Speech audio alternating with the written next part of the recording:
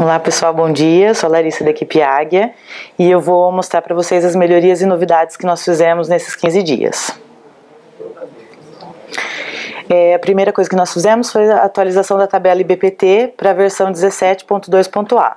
A tabela do IBPT é a tributação média dos produtos e ela entrou em vigor a partir do dia 1º/7.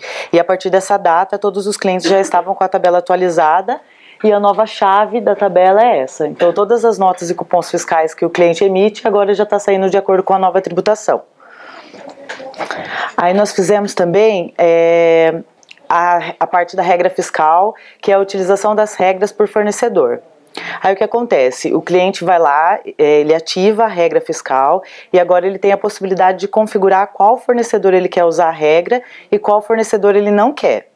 Aí através do cadastro do fornecedor ele consegue lá colocar que a regra fiscal de entrada está ativada. E aí nós possibilitamos através do cadastro mesmo do fornecedor para ele verificar quais têm a regra ativada e quais não. Ele pode usar esse filtro que é todos, não e sim, ativada e desativada. Aí nós melhoramos também a usabilidade do cadastro da figura e das regras. Nós colocamos todos os botões na tela, assim, para facilitar o usuário a fazer os processos e ficar mais intuitivo. Então, toda vez que ele clicar, por exemplo, na figura fiscal, as opções que antes estavam no botão ações, elas já vão aparecer na tela para ele poder fazer, editar, excluir, ver as regras e associar os produtos. E lá no canto é as ocorrências. Então, quando ele clicar, vai carregar todas as regras vinculadas àquela figura e também vai habilitar os botões de editar e clonar para ele poder fazer o processo se ele quiser.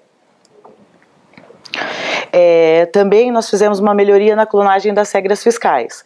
Anteriormente, o cliente, quando ele clicava em clonar regra, ele copiava a regra que já existia, só que ele acabava encerrando a regra que existia anteriormente. Agora não, se ele clonar e ele alterar os campos que não podem ser repetidos, ele vai gerar uma nova regra e sem encerrar a anterior. E se ele desejar mesmo encerrar, é só ele clicar em encerrar vigência, vai realmente encerrar e ele pode clonar para existir uma nova regra no período.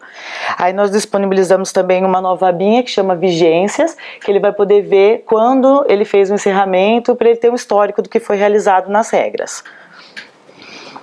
Nós fizemos também uma melhoria na mensagem relacionada ao PIS e COFINS no cadastro da regra fiscal, para que o usuário ele entenda que quando ele fizer a configuração do PIS e COFINS, tanto para lucro real quanto para presumido, e for para esse tipo de regra com esses CFOPs, o RP vai entender que ele vai pegar sempre o que está configurado a CST que estiver configurado e a alíquota que estiver configurada aqui, e não mais lá da figura fiscal do produto. Aí aqui foi o pedido de compra considerando as informações configuradas na regra. Então, tudo que o usuário configurar aqui na regra fiscal, ele já vai entender no pedido de compra. Por exemplo, eu coloquei um valor de pauta fiscal aqui. Aí quando eu vou para o pedido, ele já vai considerar a pauta fiscal, esses valores aqui, a pauta na verdade, só vai aparecer quando o cliente tiver a regra ativada. Aí ele vai trazer o valor da pauta, sempre o valor unitário, e as configurações que ele fez lá na regra. Ele definiu que é 000, 18% e o PIS e COFINS também 50,65. Aí como a pauta aqui é maior do que o valor total do item, ele vai ser considerado como base de cálculo do imposto. E aí ele vai consequentemente alterar o valor do custo contábil unitário lá. E é isso, pessoal. Obrigada. Bom dia, pessoal. Meu nome é Adriano, vou apresentar para vocês as novidades e melhorias desenvolvidas pela equipe Navegante nos últimos 15 dias. Bom, a primeira melhoria que a gente fez foi a emissão da nota fiscal de perda para as lojas do estado da Bahia e do Espírito Santo. A gente já emitia notas fiscais desse tipo para lojas de São Paulo e do Paraná, então agora entrou mais esses dois estados. Aqui tem as duas aqui, tem algumas mudanças entre essas notas e as notas emitidas para São Paulo. Uma delas é que a natureza da operação dessas notas para essas lojas desses estados é estorno de crédito e não nota fiscal de perda, em decorrência igual de São Paulo. O CFOP, quando é originado para transferência interna para os dois estados, em vez de 5927 é 5949. E nesse tipo de nota também, diferente de São Paulo, que o ICMS não sai destacado na nota, para esse tipo de nota é destacado na nota, de acordo com o ICMS de entrada.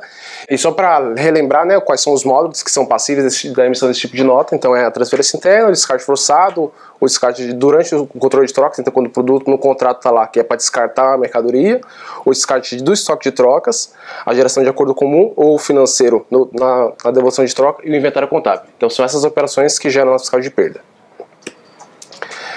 A gente começou a processar notas fiscais de venda entre lojas, com CFPs 5102, 6102 e 5405. E também CFPs de transferência de materiais para uso e consumo, que é 157 ou 2557. Foi incluído um novo campo na API da geração e recebimento de cargas, que é uma API que facilita a geração de cargas nas transferências entre lojas. Foi incluído o fator de estoque. Por que esse cenário? Existem cenários que o fornecedor, a loja, no caso, transfere mercadorias por fardo, por exemplo, isso aqui é um fardo de feijão, só que fisicamente você não tem um código barra desse produto. No sistema você tem, mas fisicamente uma pessoa que está conferindo essa mercadoria não tem o código barra. O que eles faziam antes? Eles mandavam o código unitário e tentavam coletar. Só que o sistema não encontrava porque não tem produto unitário, tem o fardo na caixa. O que vai mudar agora? Ele vai continuar coletando o unitário, que é o produto que ele realmente tem um código de barra lá, só que agora ele vai informar para a gente também o fator de estoque. Então assim a gente consegue encontrar qual que é a nota que ele está querendo coletar. E assim consegue criar a carga. Obrigado. Bom dia. Meu nome é Gleice, eu sou da equipe Taurus e vou apresentar as melhorias feitas nos últimos 15 dias do módulo financeiro. A primeira melhoria, a gente já tinha incluído na tela de baixas de tickets de papel a data de pagamento e a forma de pagamento. Agora a gente também incluiu o filtro por período. Antes você só conseguia ver as vendas de um dia, então agora você consegue filtrar um período de vendas para fazer a baixa. Uma outra melhoria foi a tela de consulta de saldo bancário, que antes a gente mostrava todas as contas em sequência, então agora a gente agrupa pelo tipo da conta, então tipo conta corrente, conta investimento, conta poupança, a gente vai mostrar essas contas agrupadas por tipo e por loja. E aí a gente reformulou o processo de receitas com prestação de serviço municipal. Então a primeira mudança foi que agora a gente tem no cadastro do cliente um responsável. Esse responsável ele vai ser usado como alguns casos que você tem um cliente, o serviço é prestado para um cliente, porém é outra pessoa que faz o pagamento, que é responsável pelo pagamento. E aí quando a gente tiver um responsável, o contrato e a duplicata sai no nome do responsável. E aí assim, na tela de cadastro de contrato, antes a gente só tinha alguns campos básicos e depois toda vez que o cliente ia gerar uma nota, ele tinha que preencher sempre os mesmos campos. Então agora a gente trouxe os campos da nota de serviço para o cadastro do contrato e o contrato vai servir como um modelo. Então agora na inclusão, a gente tem aqui os campos se envia para a prefeitura ou não, o tipo da nota de serviço, se ela é NFSE ou só NFS. E a grande mudança aqui é que nessa parte de tomador de serviço, agora a gente consegue incluir múltiplas pessoas na hora de incluir o contrato, porém na hora que você salvar vai ser gerado um contrato para cada pessoa. A ideia é só gerar os contratos em lote. Antes você ia incluir para 50 clientes, você tinha que incluir o contrato 50 vezes. Agora a gente inclui um único contrato com 50 pessoas e na hora de salvar a gente gera os 50 contratos automaticamente conforme as informações que colocarem aqui. Então você consegue colocar o valor do serviço, depois na parte de pessoas você consegue personalizar, se alguma pessoa específica tem um valor de desconto, a forma de pagamento que você vai ter para essa pessoa e a quantidade de parcelas que esse contrato vai ter, que tem a ver com a recorrência. Uma outra mudança é que antes a gente só gerava previsão para contratos recorrentes. Agora todo contrato, incluindo eventual, vai ter previsão conforme essa quantidade de parcelas. Então aqui nesse caso a gente vai gerar uma previsão para cada um desses contratos aqui. Depois descendo a gente tem a parte de impostos que a gente mudou. A gente também trouxe para a inclusão do contrato o tipo do ISS e a parte de impostos a gente acrescentou duas colunas, a de alíquotas para pessoas físicas e para pessoas jurídicas, que na hora de gerar as notas a gente vai olhar para o tipo de pessoa para saber qual alíquota que a gente tem que usar. E uma outra mudança que a gente fez é que a gente habilita ou desabilita o ISS conforme o tipo que ele preencher. Então, nesse caso, que é o ISS normal, a gente habilita o campo ISS normal e desabilita o retido, porque ele não tem os dois no mesmo tipo de receita. E aí, uma outra coisa é que a gente tinha as previsões, só que o cliente poderia gerar uma receita manual e a previsão ficava pendente. Então, agora, na hora que ele tenta gerar manual, a gente traz primeiro a tela das previsões que estão pendentes, para ele conseguir incluir a receita, se caso ele esqueceu que tinha uma previsão. E se ele realmente quiser gerar uma receita manual que não tem a ver com essas previsões, ele tem esse botão de incluir receita que vai para a tela de geração de nota normal, como já funciona hoje. E aí uma grande mudança também é que a gente consegue agora gerar as notas em lote também. Então aqui nessa tela de consulta de previsões, ele consegue buscar todas as previsões que tem pendentes, e ele pode selecionar os contratos, as previsões que ele quer gerar a nota, e aí a gente tem esse botão de gerar notas, que traz isso aqui para essa tela, que ele pode validar se as datas de vencimento estão corretas, e aí quando ele clicar em gerar, a gente já gera todas as notas em lote conforme os dados que ele preencheu no cadastro de contrato. Então aquele cadastro serve de modelo para ele se basear, para poder buscar as informações para colocar na nota. E quando a gente tiver algum adiantamento para algum desses contratos, a gente exibe essa mensagem, porque o usuário não precisa obrigatoriamente escolher um adiantamento. Então a gente exibe informando que tem um adiantamento para esse contrato. E aí tem esse botãozinho, a gente deixa também em vermelho para ficar destacado. E aí quando ele clica, a gente mostra essa tela que vai trazer todas as duplicatas de compensação que estão pendentes para esse contrato. Aí ele pode selecionar e ele atualiza o valor para poder gerar a nota já compensando com a duplicata que tiver lá. E é isso, obrigada. Bom dia, pessoal, meu nome é Ricardo. Hoje eu vou mostrar para vocês as melhorias e novidades implementadas nos últimos 15 dias no módulo de vendas. A primeira melhoria, visando a usabilidade do usuário, nós atualizamos a tela de relatório de pesquisa de concorrentes. Na review passada nós já tínhamos mostrado a pesquisa de concorrentes, que foi atualizada, e hoje a gente está mostrando aqui o relatório que foi reformulado.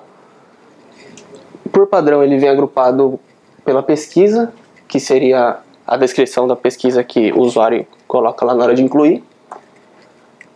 Também temos a opção de agrupar por concorrente, que ele vai agrupar por essa coluna de concorrentes. Os mesmos dados, só o modo de visualização que muda. E aqui por tipo de pesquisa, seriam aquelas pesquisas que já tem lá na inclusão, que é jornal, pesquisa semanal e aqueles outros coletores de dados. Clicando no botão visualizar, aquela coluna ali azul, ele detalha os lançamentos, ele detalha os produtos que o usuário acrescentou na pesquisa. Porque ele tem essas cores, essa diferenciação por cor. A primeira coluna ela está em vermelho porque indica que o produto, na pesquisa, ele foi identificado que o produto mais caro entre os concorrentes. Quando a coluna estiver em verde, a célula estiver em verde, quer dizer que esse produto ele é o mais barato da pesquisa.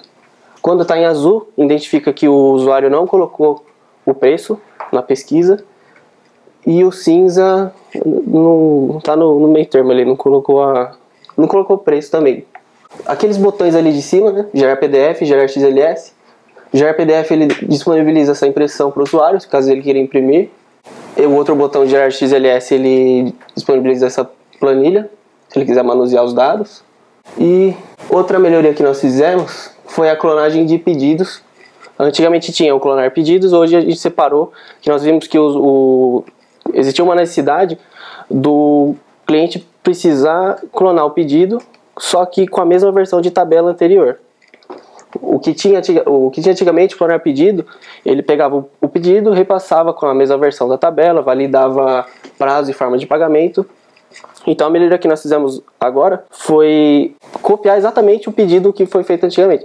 Ele pega a versão do pedido, o preço antigo, tudo exatamente igual ao outro pedido, mas ainda assim ele valida se o cliente pertence ao grupo econômico, se ele está vinculado com o vendedor e o prazo de pagamento. Se o prazo de pagamento, por exemplo, estiver indisponível, ele vai dar a mensagem alertando o usuário que não tem como clonar o pedido para ele rever esse prazo de pagamento. Aqui é o modal que ele disponibiliza avisando, né, da tabela que o pedido vai ser clonado com a tabela anterior. E aí ele clona o pedido com o link em cima, na parte de cima, avisando que esse pedido veio de origem aquele outro lá. Outra melhoria que nós fizemos foi a opção de adicionar produtos durante o gerenciamento do pedido. Após o usuário continuar o fluxo dele de rotina, quando o pedido cai no gerenciamento, ele pode adicionar mais produtos, clicando naquele botão que foi acrescentado ali. Ele vai listar os produtos que não foram incluídos durante a emissão do pedido, dando a opção para acrescentar a quantidade e alterar o preço ali no canto ali. Depois disso o usuário clica em fechar, os itens vão ser incluídos aí e ele pode seguir o processo normal. E é isso. Bom dia, meu nome é Wagner, eu vou falar das novidades da equipe Fênix do e-commerce. A primeira delas foi uma melhoria no cabeçalho. A gente tirou o combo que tinha de marcas que não era muito utilizável nessa versão, e aí a gente acabou ganhando um pouco mais de espaço quando é dispositivos móveis, e também fixamos o menu quando ele está rolando, então ele sempre vai estar visível o carrinho, então melhora no feedback de quando ele adiciona o item no carrinho, porque o carrinho acaba tremendo. As categorias estão sempre ali disponíveis se ele quiser mudar rápido para uma outra, então, e a busca também que ele já consegue usar, então ele vai descendo, mas o topo sempre vai estar fixo ali. No mobile a gente adicionou, na verdade para as duas versões, mas isso ajuda mais no mobile, a opção todos, porque antes quando estava navegando ele não conseguia acessar todos os produtos daquele departamento, então agora tem essa opção que vai listar todos os produtos que são de açougue, por exemplo. Habilitamos também o pack Pague X por outro produto, então na review passada a gente tinha liberado um outro, que era o Pague Menos, se eu não me engano o nome dele, e agora tem esse outro. Então nesse exemplo que está ali, na compra de 2 fraldas eu pago na verdade R$1 no lenço, na toalha umedecida, que é o que está mostrando, exato. Então eu compro 2 fraldas, pago R$1 na toalha. E aí agora já é possível habilitar esse tipo de pack, e uma das validações é que tem que ter os itens de desconto e pelo menos um item do gatilho. Então esse pack ele pode ter vários itens como gatilho, então pode ser fralda P, M, G, GG. Se tiver só a P, o pack vai ser habilitado mesmo que não tenha as outras, porque não depende dela, mas a toalha umedecida é obrigatória ter estoque, porque senão o pack não habilita. Aí, em continuação disso, a gente fez uma melhoria, a gente coloca agora tag de promoções quando os produtos estão num pack. Então, nesse caso, a gente mostra que ele participa da promoção Pague X em outro. Então, essa tag ela só é exibida quando o produto está disponível. Então a gente olha para todos os produtos que compõem aquele pack na hora de montar essa validação. A ideia é que no futuro isso seja banners no próprio e-commerce, mas de início a gente está mostrando isso para a pessoa saber que existe esse pack, porque é muito difícil ela ver que existe uma promoção hoje no e-commerce, é diferente da loja. E aí, clicando nessa tag, a gente manda para a página daquela promoção com os itens que estão vinculados. Então aí a gente vai detalhar o que é aquela promoção. Então se ela quiser comprar, ela consegue pegar todos os itens do mesmo lugar. Então isso ajuda um pouco na parte de quais os itens que estão compondo essa promoção. E aí só mostra se tiver todos os produtos disponíveis. Uma outra coisa que a gente fez, uma novidade, é o aplicativo mobile do e-commerce. Então a gente já está homologando ele, está testando, vai subir para Android e para iOS.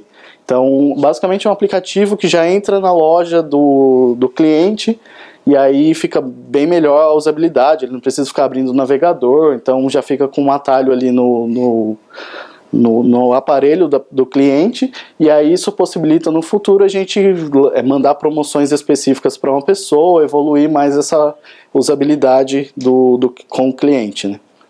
E é isso.